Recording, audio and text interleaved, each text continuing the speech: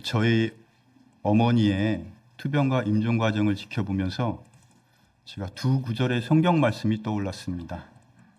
하나는 푸른 마르고 꽃은 시드나 우리 하나님의 말씀은 영원토록 서리라. 베드로전서 1장 24절에도 똑같은 말씀이 있습니다. 또 하나의 말씀은 우리 횟수의 날들이 70년이요 강건하면 80년이라도 그 횟수의 위력은 수고와 슬픔뿐이니 그 위력이 곧 끊어짐에 우리가 날아가 버리나이다.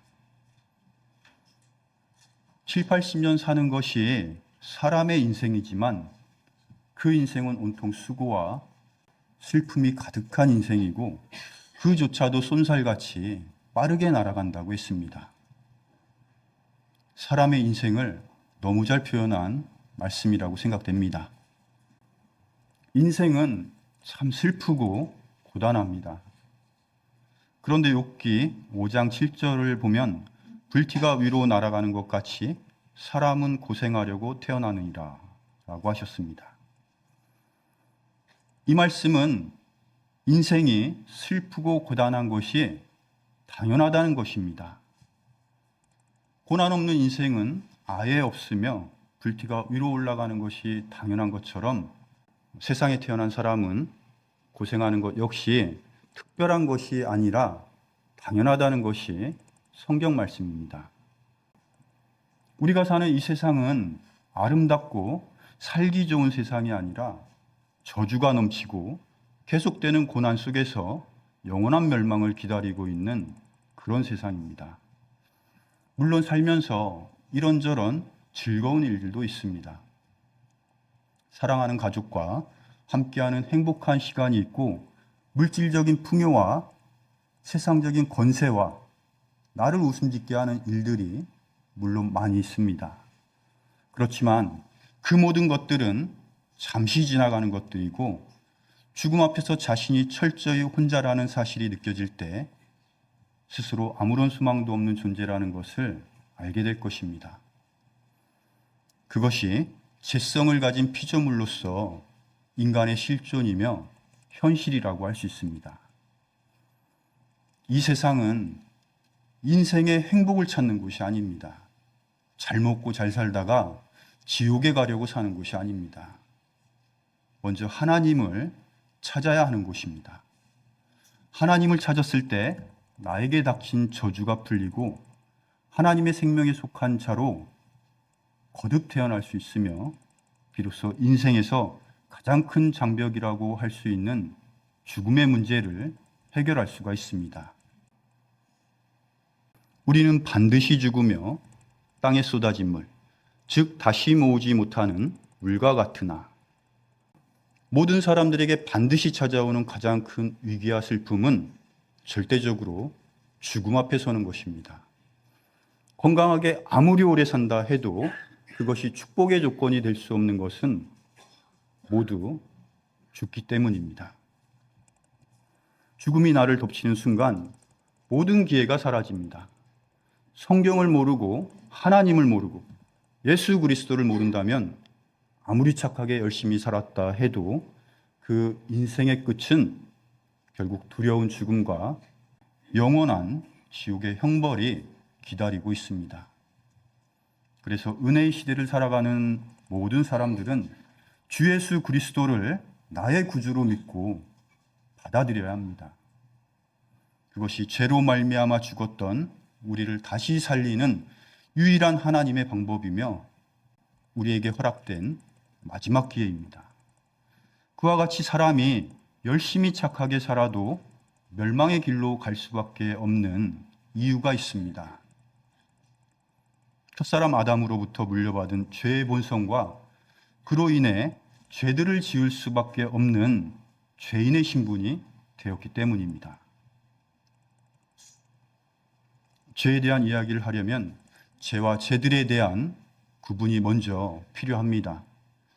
킹제임스 성경을 제외한 다른 성경들은 죄와 죄들에 대한 구분이 없다 보니 대부분 세상 교회에서는 그에 대한 분별도 정확하지 않고 성경에도 없는 원죄나 자범죄라는 말을 만들어서 사용하고 있습니다. 하지만 킹제임스 성경이나 헬라어 성경을 보면 죄와 죄들에 대한 분명한 구분을 하고 있기 때문에 우리는 성경대로 알고 성경대로 믿는 것이 필요합니다. 로마서 1장부터 8장까지는 죄와 죄들에 대하여 정확하게 설명하고 있습니다. 1장부터 5장 11절까지는 죄들을 언급하고 있으며 로마서 5장 12절부터 8장까지는 주로 죄에 대한 말씀을 하고 있습니다. 단수로 사용되는 죄는 아담으로부터 들어온 죄의 뿌리, 즉 본성적인 죄의 성품을 의미하고 있습니다. 로마서 6장 12절을 보면 죄는 육체 안에서 우리 육체가 범죄하도록 군림하고 지배하는 힘이라는 것을 알 수 있습니다. 아담으로부터 물려받은 인간의 본성적인 죄성을 성경은 단수의 죄라고 표현합니다. 복수로 사용되는 죄들은 행함으로 나타나는 세상 죄들, 즉 나 자신으로부터 나오는 외적인 죄의 열매들을 말합니다. 로마서 1장 29절에서 31절을 보면 사람이 짓는 죄들에 대해서 열거를 하고 있습니다. 말씀과 같이 외적으로 드러나는 불법들을 성경은 죄들이라고 표현하고 있습니다. 간단히 정리를 하면 죄는 아담으로부터 물려받은 본성적인 죄의 성품을 말합니다. 죄들은 삶 속에서 실제적으로 드러나는 죄의 열매들을 말하고 있습니다. 구약에서는 죄와 죄들에 대한 구분이 명확하지 않지만 신약에서는 분명하게 구분되어 있으며 모두 죄들의 용서라고 표현되어 있습니다.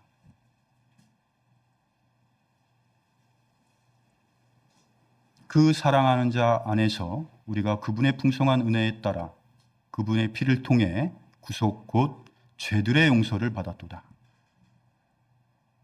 따라서 우리가 용서받아야 하는 것은 행함으로 범죄한 죄들이며 아담으로부터 물려받은 죄는 용서받는 것이 아니라 해방되어야 한다고 성경은 기록하고 있습니다. 그것은 죄로부터 벗어나 죄와 분리된 삶을 살아야 한다는 것이며 육신을 가진 그리스도인이 평생 싸워야 하는 성화와 관련된 문제라고 말할 수 있습니다. 죄의 성품은 타고난 기질이기 때문에 용서의 대상이 될 수 없습니다. 따라서 예수 그리스도의 피를 통해 용서를 받는 것은 행위에 따르는 죄들의 용서라는 것입니다. 로마서 8장 2절에서는 죄에 대한 말씀을 하고 있습니다. 이는 그리스도 예수님 안에 있는 생명의 성령의 법이 죄와 사망의 법에서 나를 해방시켰기 때문이라. 예수 그리스도로 거듭 태어난 사람들은 성령의 도우심으로 아담으로부터 물려받은 죄에서 분리되고 해방될 수 있다는 것입니다.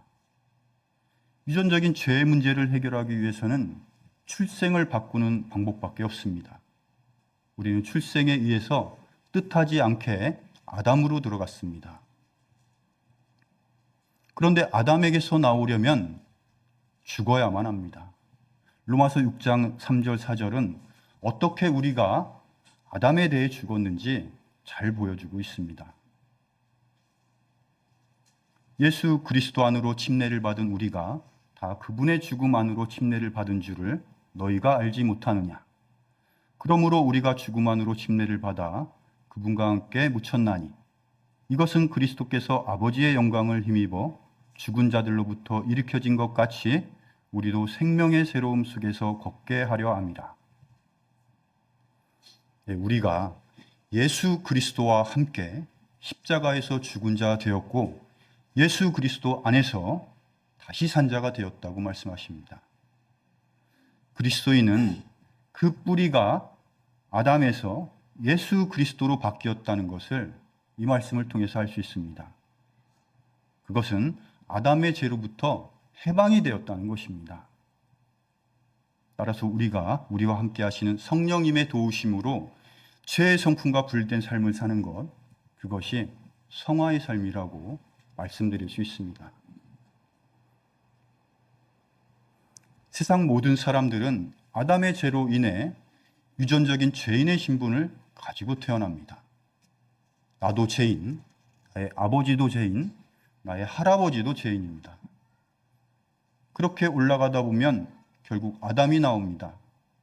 첫사람 아담이 죄를 지었고 그 죄씨를 받은 세상 모든 사람들은 신분적으로 죄인이 되었습니다.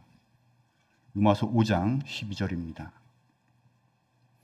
그러므로 한 사람으로 말미암아 죄가 세상에 들어오고 죄로 말미암아 사망이 들어왔나니 이와 같이 모든 사람이 죄를 지었으므로 사망이 모든 사람에게 임하였느니라.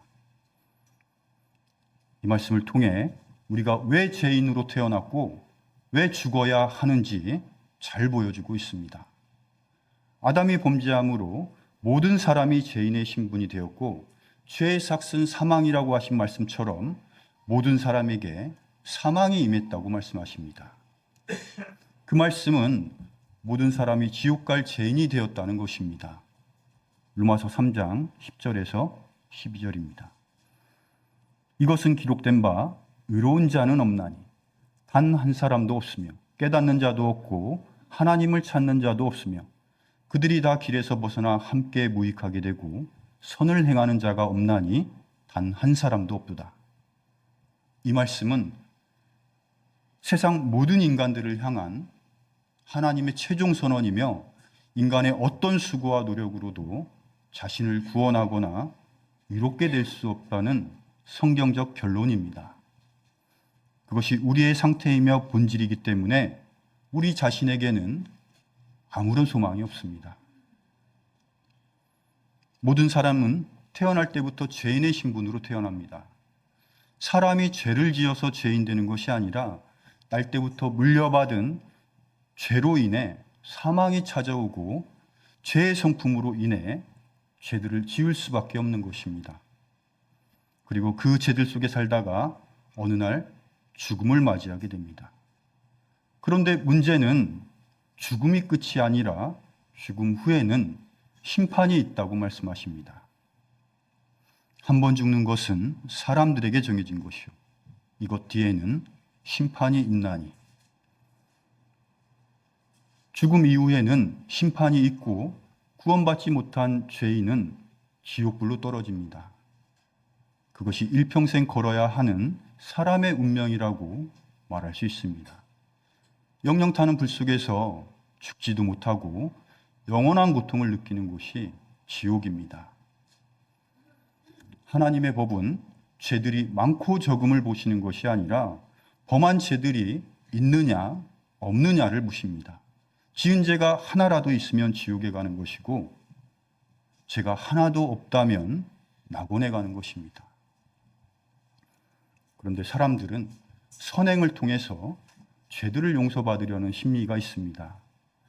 잘못도 있지만 선한 행위를 통해서 죄의 문제를 해결하려는 그런 착각을 합니다.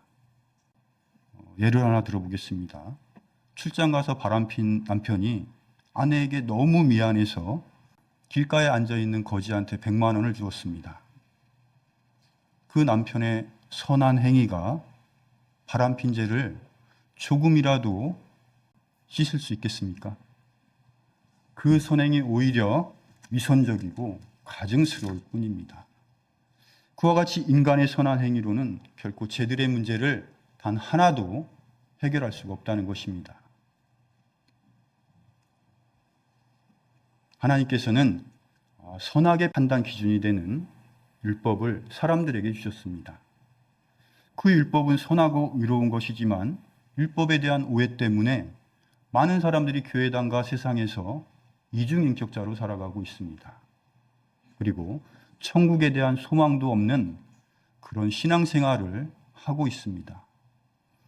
사람이 죄의 문제를 해결하려면 먼저 자신이 죄인이라는 것을 알아야 합니다. 그렇지만 사람은 자기 얼굴에 뭐가 묻었어도 자신은 알 수 없는 것처럼 사람들 스스로가 자신의 죄를 깨닫기가 힘들다는 것입니다. 그래서 하나님께서는 우리에게 자신의 죄를 비춰볼 수 있는 거울을 주셨는데 그것이 바로 율법입니다. 로마서 3장 19절 20절입니다. 이제 우리가 알거니와 율법이 어떤 것들을 말하든지 그것은 율법 아래 있는 자들에게 말하나니 이것은 모든 입을 막아 온 세상이 하나님 앞에서 유죄가 되게 하려 함이니라. 우리 그 다음부터 우리 함께 읽어보도록 하겠습니다. 그러므로 율법의 행위로는 어떤 육체도 그분의 눈앞에서 이롭게 될 수 없나니 율법으로는 죄를 알게 되느니라. 하나님께서 율법을 우리에게 주신 이유를 말씀하고 계십니다. 율법을 우리에게 지키라고 주신 것이 아니라 그것을 지킬 수 없음을 알고 스스로 죄인임을 깨달으라고 우리에게 율법을 주셨다는 것입니다. 우리나라 형법이 372개입니다. 그중 몇 개를 어겨야 처벌을 받겠습니까? 한 개만 어겨도 처벌을 받습니다. 하나님께서 우리에게 주신 율법이 613개입니다. 그중 하지 말라고 하신 율법이 365개이고 하라고 한 것이 248개입니다. 613개의 율법 중에서 몇 개를 어겨야 지옥에 가겠습니까? 한 개만 어겨도 지옥에 갑니다. 율법은 하나님의 기준으로 만든 법이기 때문에 사람은 결코 그것을 모두 지킬 수가 없습니다. 율법은 스스로 죄인이라는 것을 깨달으라고 우리에게 주셨다는 것입니다. 율법으로는 죄를 알게 되느니라. 사람이 율법을 지키려는 노력보다 더 중요한 것은 율법을 통해 자신이 죄인이라는 사실을 아는 것입니다. 스스로 죄인이라는 것을 알아야 올바른 회개도 할 수가 있습니다. 마가복음 1장 15절에서는 너희는 회개하고 복음을 믿으라고 말씀하십니다. 믿음 이전에 회개라는 과정이 필요하다고 말씀하십니다. 어떤 사람들은 회개를 말할 때 어린 시절 부모님 돈 훔쳤던 일, 또 친구와 싸웠던 일, 누군가를 시기하고 미워했던 일, 거짓말했던 일들과 같은 구체적인 일들을 생각하며 회개를 했다고 합니다. 그러나 구체적인 죄를 자백해야만 구원을 받을 수 있다면 아무도 구원에 이를 수가 없습니다. 자백은 구원받은 사람들의 신앙생활 속에서 필요한 것이지 구원을 위한 회개의 조건이 될 수 없다는 것입니다. 복음에서 회개라는 것은 자신이 행한 죄들의 용서를 구하는 자백이 아니라 자신이 죄인의 신분이라는 사실을 인정하고 죄악된 세상으로부터 돌이켜 하나님을 바라보는 것입니다. 즉 내가 본래 세상죄에 속한 죄인이었음을 인정하고 그런 더럽고 추한 나를 위해 고난을 당하시고 피 흘려 죽어주신 주님을 나의 구원자로 받아들이는 것. 그것이 올바른 회개이며 또한 그것이 오늘 함께 나누고자 하는 구원의 핵심이라고 말씀드릴 수 있습니다. 우리 인생 중에서 가장 중요한 사건은 절대적으로 구원입니다. 그런데 그렇게 중요한 구원의 대상이 무엇인지 많은 그리스도인들이 정확하게 알지 못합니다. 특히 킹제임스 성경을 사용하지 않는 사람들은 구원과 거듭남을 같은 것으로 생각합니다. 물론 구원과 거듭남은 동일선상에서 이루어지지만 성경은 구원과 거듭남을 구분하고 있습니다. 결론을 말씀드리면 거듭나는 것은 영이며 혼이 구원을 받는 것입니다. 영과 혼에 대한 분별을 정확하게 하지 않는다면 거듭남과 구원에 대해서도 정확한 이해를 하기가 어렵습니다. 죄로 인해 하나님과 단절되어 있던 우리의 죽은 영이 예수 그리스도의 구속 사역을 통해 다시 살아나는 것을 거듭남이라고 할 수 있습니다. 내가 내게 이르기를 너희가 반드시 다시 태어나야 하리라 한 것에 놀라지 말라. 사람이 다시 태어난다는 것은 영적 출생을 말합니다. 창세기 2장 7절에서 하나님께서 생명의 숨을 콧구멍에 불어넣으셨다고 하셨는데 그 생명의 숨이 영입니다. 하나님께서 그 생명의 숨을 거두시면 영은 행위에 따라 심판을 받는 것이 아니라 하나님께로 돌아간다고 했습니다. 그때 흙은 전에 있던 대로 땅으로 돌아가며 영은 그것을 주신 하나님께로 돌아가리로다. 육신의 흙이 땅으로 돌아갈 때 영은 하나님께 돌아간다고 말씀하셨습니다. 따라서 영은 거듭나야 하는 존재이지 구원을 받아야 하는 대상이 될 수 없습니다. 영이 거듭날 때 인간의 자아라고 할 수 있는 혼이 구원을 받고 하나님의 자녀라는 신분적인 변화를 이루게 됩니다. 이는 너희가 너희 믿음의 결말, 곧 너희 혼의 구원을 받았기 때문이라. 성경은 한결같이 혼이 구원을 받는다고 말씀하고 있습니다. 우리가 예수 그리스도를 통해 구원을 받는다는 것은 영이나 영혼이 아니라 혼이 구원을 받는 것입니다. 하나님께서는 세상 모든 사람이 구원을 받고 진리를 아는 데 이르기를 원하신다고 말씀하셨습니다. 그분은 모든 사람이 구원을 받고 진리를 아는 데 이르기를 원하시느니라. 한 하나님이 계시고 하나님과 사람들 사이에 한 중재자가 계시니 그 사람이신 그리스도 예수님이시라. 하나님과 사람 사이에는 죄라는 담이 있기 때문에 천국에 갈 수가 없습니다. 그러나 하나님과 사람 사이에 있는 죄의 담을 헐어버리시는 분이 계시는데 그분이 바로 예수 그리스도입니다. 그런데 성경은 그 예수 그리스도가 하나님이라고 말씀하십니다. 저 복된 소망, 즉 위대하신 하나님, 곧 우리의 구원자 예수 그리스도의 영광스러운 나타나심을 기다리게 하셨습니다. 하나님께서 예수 그리스도라는 말씀을 직접적으로 표현하고 있습니다. 요한일서 5장 20절에도 예수 그리스도께서 참 하나님이라고 말씀하십니다. 또 하나님의 아들이 오셔서 우리에게 깨달음을 주사 우리가 진실하신 분을 알게 하셨음을 우리가 알며 또 우리가 진실하신 분, 곧 그분의 아들 예수 그리스도 안에 있음을 아노니 이분은 참 하나님이시요 영원한 생명이시니라. 이 사실을 부인하면 이단입니다. 만약 하나님께서 하나님답게 이 세상에 오셨다면 그 누구도 하나님께 다가설 자가 없을 것입니다. 죄인이 죄인의 죄를 대신할 수 없고 세상에는 죄 없는 사람이 단 한 사람도 없기 때문에 하나님께서 우리를 구원하시기 위해서는 반드시 죄 없는 사람의 모습으로 오셔야만 했습니다. 그분이 바로 하나님께서 사람의 몸으로 이 땅에 오신 예수 그리스도입니다. 하나님께서는 우리 인간들을 구원하시기 위해서 죄사함의 법을 만드셨습니다. 그리고 예수 그리스도를 통해서 그 법을 집행하셨습니다. 그 법은 대신 죽어도 된다는 대속법입니다. 그리고 그 대속의 피가 죄를 용서한다는 것입니다. 이는 육체의 생명이 피에 있기 때문이라. 내가 이 피를 너희에게 주어 제단 위에 뿌려 너희 혼을 위해 속죄하게 하였나니 피가 혼을 위해 속죄하느니라. 율법에 따라 거의 모든 것이 피로써 깨끗하게 되나니 피 흘림이 없은즉 사면이 없느니라.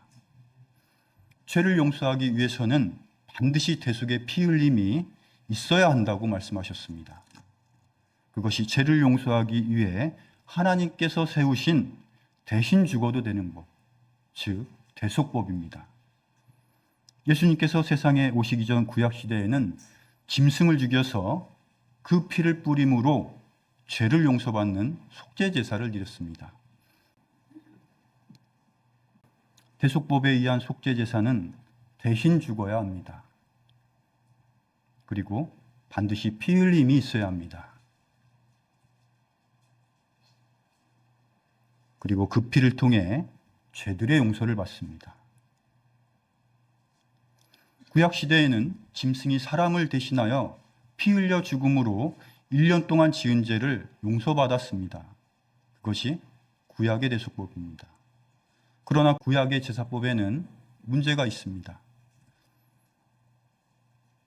대상이 이스라엘 민족으로 한정되어 있었고 1년에 한 번씩 죄를 용서받아야 했기 때문에 반복적인 제사를 드려야만 했습니다. 또한 짐승의 피로는 완전한 제사함을 이룰 수가 없었습니다. 그래서 히브리서 10장 4절에서는 황소와 염소의 피로는 죄들을 제거함이 불가능하다고 말씀하셨습니다. 그렇게 구약의 속죄제사는 예수 그리스도를 통한 제사함의 모형이며 그림자였습니다. 우리 시대는 모형이 아니라 예수 그리스도라는 실체가 있기 때문에 구약 시대처럼 반복적인 제사를 드릴 필요가 없습니다. 죄 용서의 대상이 이스라엘 민족에서 세상 모든 사람이 되었고 1년에 한 번씩 반복적으로 드렸던 것을 단 한 번 드려짐으로 영원한 속죄를 이루셨으며 짐승을 제물로 드렸던 것을 하나님께서 사람의 몸으로 이 땅에 오신 죄 없는 예수 그리스도가 드려짐으로 완전한 속죄를 이루셨습니다. 염소와 송아지 피가 아니라 자기 피를 힘입어 단 한 번 거룩한 곳에 들어가사 우리를 위하여 영원한 구속을 얻으셨느니라. 예수님의 피로 단 한 번에 우리를 영원히 구속하셨다고 말씀하셨습니다. 중요한 것은 예수님의 피와 단 한 번, 그리고 영원한 구속입니다. 이처럼 예수 그리스도의 피로써 사람들과 새롭게 세우신 영원한 언약이 있습니다. 또 내가 그들의 죄들과 불법들을 다시는 기억하지 아니하리라 하셨느니라. 이제 이것들의 사면이 있는 곳에서는 다시는 죄로 인한 헌물이 없느니라. 하나님께서는 다시는 우리의 죄들을 기억하지 않는다고 말씀하셨습니다. 그리고 다시는 죄사함을 받기 위해 속죄 제사를 드릴 필요가 없다고 말씀하셨습니다. 나는 내 자신을 위하여 내 범죄들을 지워버리는 자니 내가 내 죄들을 기억하지 아니하리라.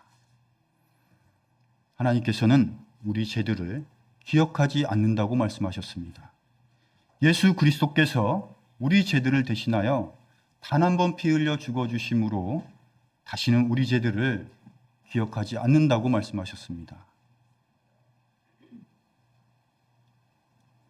예수 그리스도께서 세상 모든 죄들을 대신하여 십자가에서 피 흘려 죽어주심으로 나의 모든 죄들과 우리의 모든 죄들을 용서하셨습니다.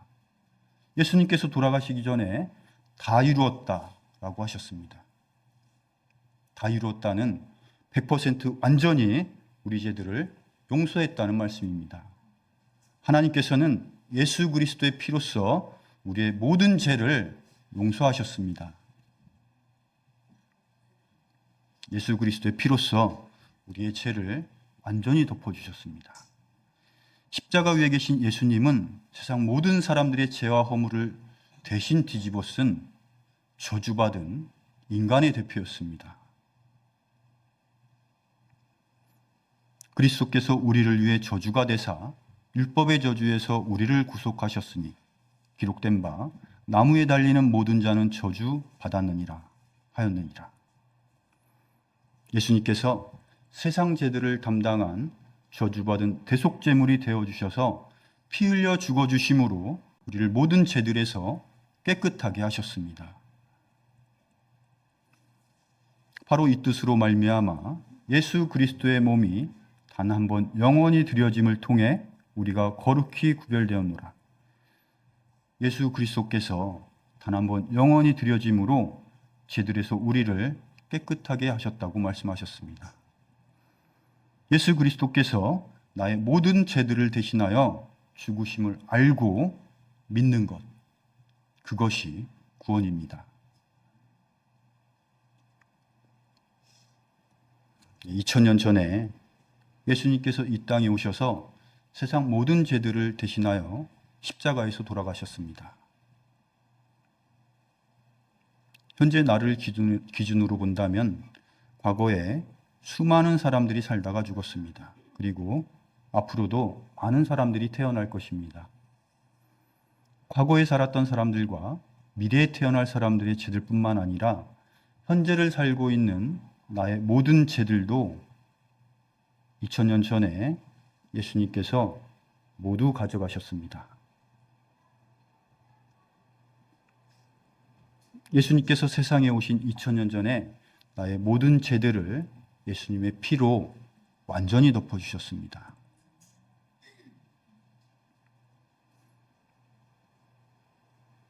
나를 기준으로 해서 세상을 바라보면 내가 태어난 날부터 지금까지 살아온 시간이 나의 과거입니다. 현재 나는 열심히 살아가고 있습니다. 앞으로 좀 더 살다가 언젠가는 죽는 날이 있습니다. 현재 나의 시점에서 보면 나의 과거도 있고 현재도 있고 미래도 있습니다.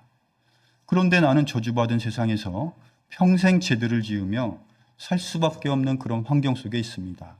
따라서 나는 태어나서 지금까지 많은 죄를 지었을 것이고 앞으로도 살면서 죽는 날까지 죄들을 지으며 살아갈 것입니다. 이제 예수님 입장에서 세상을 보겠습니다. 예수님 입장에서는 십자가 이전의 모든 시간은 과거입니다. 십자가에서 고난당하는 시점은 현재입니다. 그리고 십자가 이후에 세상 끝나는 날까지 모든 시간은 예수님 입장에서는 미래입니다. 따라서 예수 그리스도의 보혈로 세상 모든 죄들을 용서했다는 말씀은 나의 과거, 현재, 미래의 모든 죄들을 예수 그리스도의 피로써 대속했다는 말씀입니다. 구원받으면 과거의 죄들만 용서되고 앞으로 지을 죄들은 회개를 통해 용서받아야 한다는 말은 거짓말입니다. 그리스도인의 회개와 자백은 양심과 징계에 관한 문제이지 구원과 연결된 문제는 아닙니다.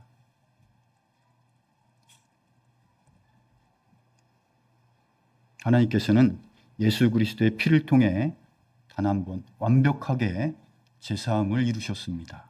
예수 그리스도의 몸이 단 한 번 영원히 드려짐을 통해 우리가 거룩히 구별되었도다.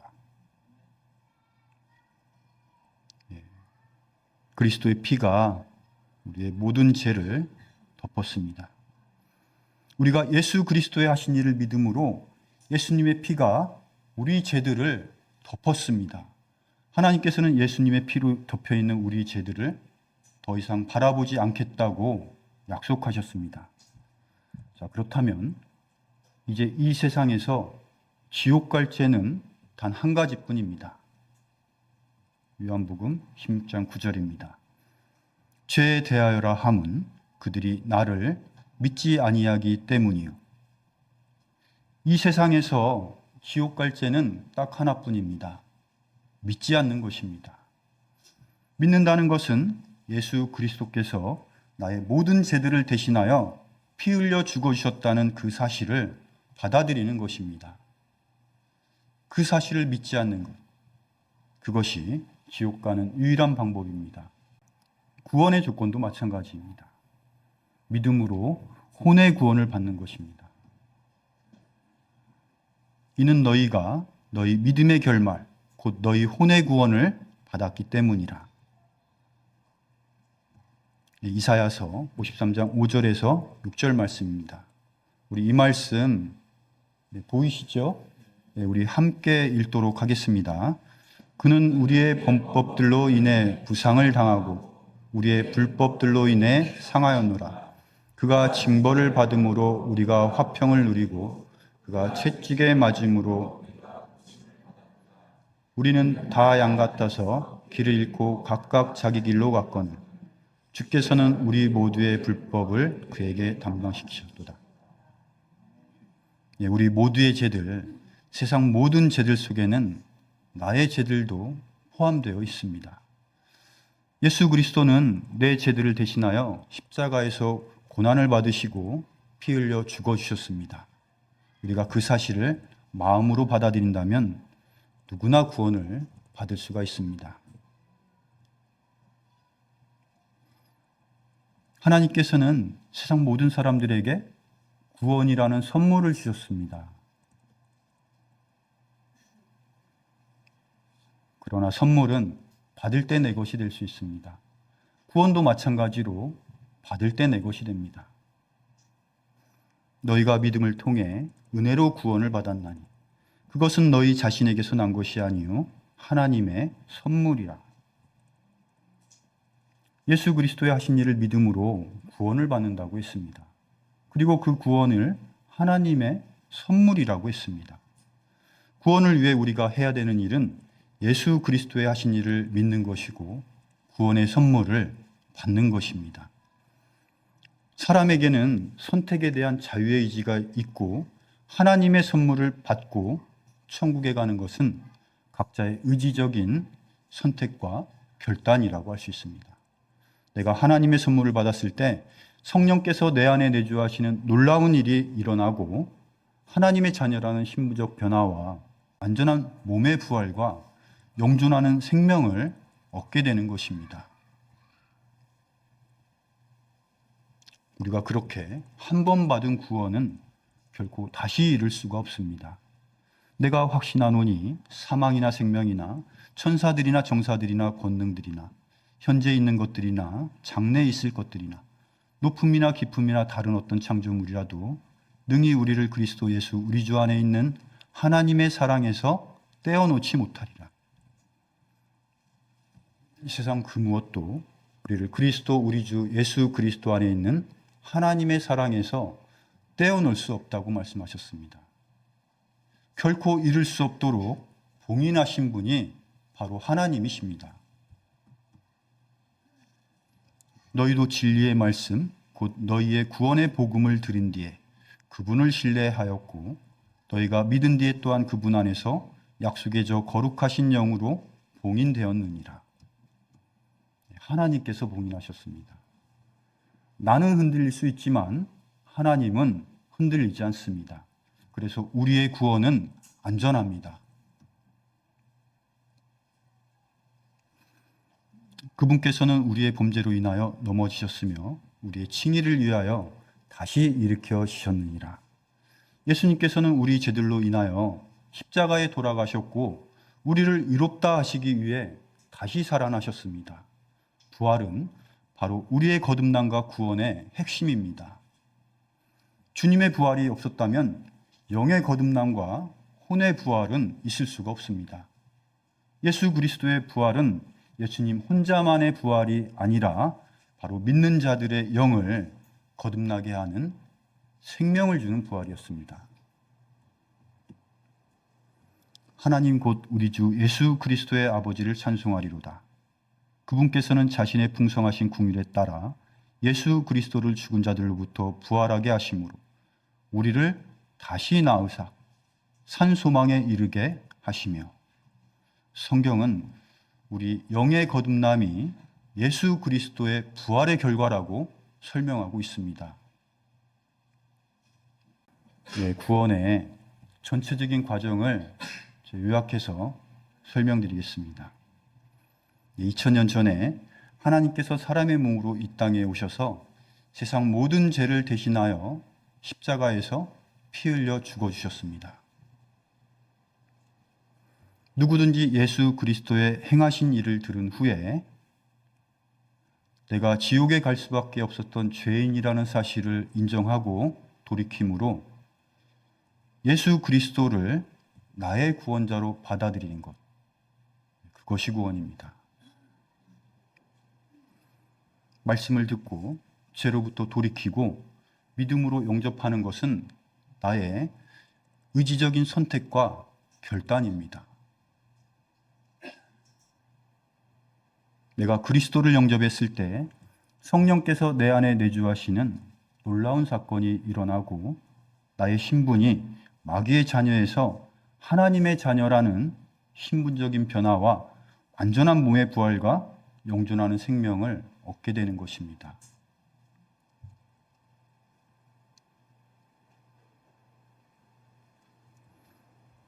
그분을 받아들인 자들, 곧 그분의 이름을 믿는 자들에게는 다 하나님의 아들이 되는 권능을 그분께서 주셨으니 이들은 혈통으로나 육신의 뜻으로나 사람의 뜻으로 나지 아니하고 오직 하나님에게서 태어난 자들이니라.